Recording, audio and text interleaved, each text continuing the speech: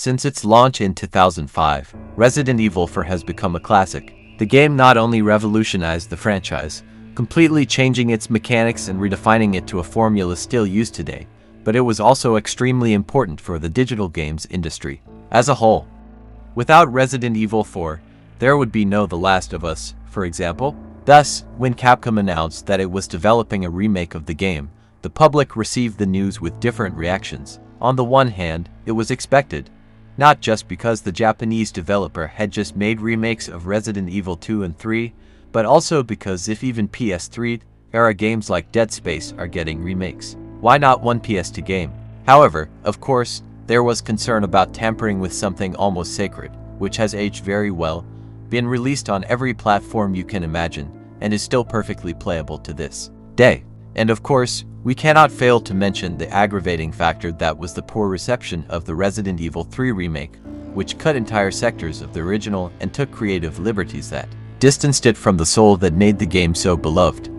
But anyway, the day has arrived, and we've already played the remake of Resident Evil 4. Was it worth it? Well, right off the bat, it's important to remember that the game was developed by Capcom Division 1, the studio responsible for the remake of RE 2. So, from the beginning, the idea was very close to that of this other project, maintaining a faithfulness to the original, while inserting enough new elements to make it interesting and fresh even for the veteran gamers, those who, like me, have played Resident Evil for more times than they can remember. And in that respect, they were very happy. Unlike what happened in RE 3, absolutely no part was cut or reduced. On the contrary, the remake seeks to expand the original experience, both in terms of gameplay and narrative. The story gains much more context, and although the script is still the same, there is greater care in sewing the plot in an interesting and immersive way. This is essential to make the player much more integrated into the world in which he is inserted. And even in the excerpts that remain faithful to the original, the team managed to play with players who know or think they know RE 4 from head to toe. Situations that occurred in the 2005 game may still be present in the game, but in completely different places or at times that are not the same. Likewise, some characters' fates may still be the same, but not in the way the player remembers. It was a very interesting move by Capcom, which not only adds substance to the plot, but still manages to surprise all players, whether newbies or veterans. And speaking of characters, there is also much more development in the supporting characters that permeate Leon Scott Kennedy's adventure. Leon himself now makes more comments about his situation, in addition to having more moments with him than in the original, and this is not just about Ashley. And speaking of the President's daughter, who gave many players a headache in the original Resident Evil 4, she is much less unbearable here. Let's face it, that's what she was. Ashley is still no heroine, after all. She's a rich girl who's never been in anything even remotely like this. She is simply the daughter of the President of the USA, with all the pampering and perks that this position allows. However, the remake puts the character in a much more active role, taking initiative when she sees an opportunity she can handle to help Leon.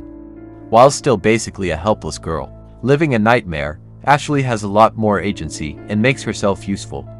Another interesting aspect to observe in the Resident Evil 4 remake is the direction, and to be honest, I still don't know what to think about the change.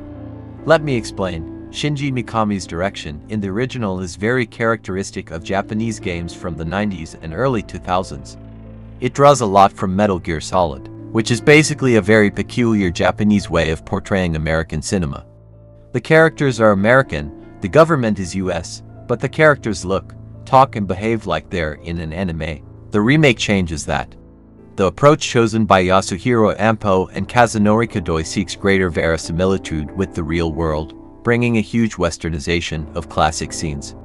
Leon and Krauser's iconic knife duel, for example, abandons the unrealistic, choreographed, overly slow-motion dancing of the original for something much more believable, fast-paced and boring.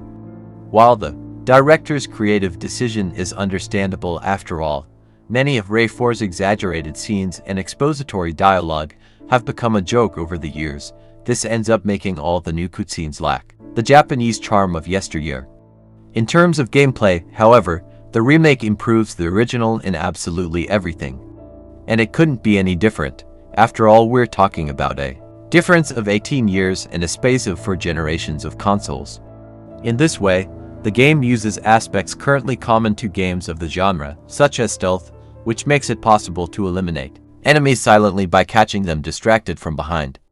It's interesting to see Resident Evil 4, which defined games in the genre from 2005 onwards, now use mechanics that were improved by its spiritual successors. Incidentally, the much-hated quick-time events, which fortunately fell out of favor in the industry for years, are absent from the remake. No more being surprised by button combinations in the middle of a cutscene and seeing a game over screen simply because I was paying attention to the dialogues. The merchant is back, although his inventory has undergone modifications that are closer to what Capcom has used in games like Resident Evil 7 and Resident Evil Village, making it possible to create different types of ammunition, which makes rationing much easier, interesting, and of course means you will find less of them around the map. And speaking of finding the map, some weapon upgrade items, which could previously be found or purchased, are now part of an exchange system through a specific currency that the player earns through secondary activities in certain sections, ranging from destroying a limited number of blue medallions scattered around the scene to exterminating rats. Reimagining a masterpiece is not an easy job. The directors, by the way, have declared more than once that they were reluctant before accepting the role. However, I am happy to say that the job was more than well done. Although the remake of Resident Evil 4 has lost some of the charm of the original, which in fact may just be something very personal, it already enters the select hall of reimaginings that manage to create something new and fresh, while keeping in touch the elements that transformed the original work into an unforgettable experience.